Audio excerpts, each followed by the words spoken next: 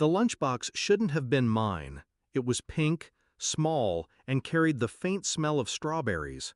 My wife must have slipped it into my bag by mistake that morning. I noticed it only at work, tucked neatly beside my files. I laughed, showed it to a colleague, a man who used to be a surgeon before he abandoned medicine for reasons he never discussed. He opened it with a smile that froze halfway.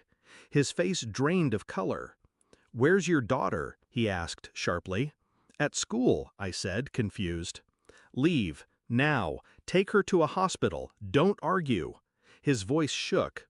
I frowned. "Why?" He shut the box with trembling hands. "I can't explain here, but if you don't, she won't survive." The laughter died in my throat. I left the office without another word, a cold knot twisting in my chest. In the car, the smell of strawberries clung to me. Sweet, artificial, wrong. At the hospital, tests were immediate. My daughter cried as nurses drew blood, their urgency disguised in professional calm. I asked questions. They gave none. An hour later, a doctor pulled me into a quiet room. His words cut through me like surgical steel. "Your daughter's lunch contained traces of a toxic compound, not accidental, repeated exposure." I stared at him, unable to process. "You mean she's been poisoned?" His silence was the answer. The ground shifted beneath me. My mind clawed for explanations, any thread of reason. My wife packed her meals every day, with care, with love, or so I thought. The doctor's final words rang hollow, surreal.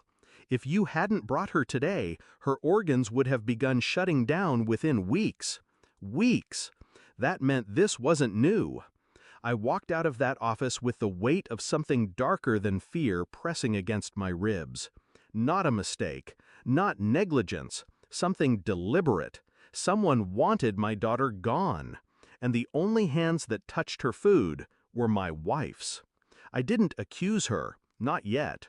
I watched instead, quietly, precisely. At home, I studied her routines, the way she chopped fruit, the careful packing of sandwiches, the faint smile when she handed the lunchbox over. Too perfect.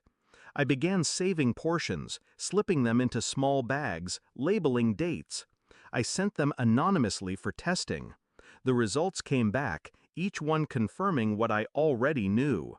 Small doses, slow, steady destruction hidden beneath sweetness. I checked her phone when she slept, her messages tucked under passcodes she thought I couldn't crack. What I found was worse than poison. Conversations with a man I'd never met. Intimate, coded, plans whispered between lines. One message chilled me. "It won't be long now. Then we'll finally be free." Free. From me. From our child. I moved through the days like a ghost, expressionless, careful not to betray what I carried inside. At work, I smiled. At home, I played the role of husband. But every glance at her was calculated, every silence deliberate. She had no idea the ground beneath her was already breaking. The final test confirmed it, a lethal compound, building in her body for weeks. I printed the report, placed it neatly in a folder. That evening, when she set the table, I slid the folder across. "Read it." She frowned, opened it. Her eyes moved, then froze. The color drained from her face, the same pallor I had seen on my colleague days ago. I, I don't understand." I watched her carefully, calm, silent. "You packed her lunch." My voice was flat, almost disinterested. Tears welled, her hands trembled.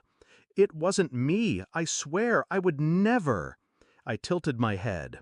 "Then who?" Her silence was the answer. And when I finally said his name, the man from her messages, her whole body flinched. I didn't shout, I didn't strike her. Instead, I handed her phone back, open, every secret laid bare. "I know everything." Her lips parted, searching for words that wouldn't come. I leaned closer, voice quiet enough to cut. "You wanted freedom. You almost had it. She broke, sobbing, collapsing into herself. I left her there, in the silence she created, the truth pressing on her like a noose. I had already forwarded the reports, the messages, everything, to people who would not look away. Police, her family, his wife. The destruction was set in motion. All I had to do was step aside. The house feels colder now, quieter. My daughter sleeps peacefully again, her body recovering inch by inch. She doesn't know the shadow that almost consumed her. I watch her breathe, steady and soft, and I feel nothing for the woman who sleeps in a cell tonight. No grief, no pity, just clarity. She poisoned her own blood for love of another man. That is who she was all along. And I see it now with brutal simplicity. The person I shared my life with was never real. Only the betrayal was. And now, so is my silence.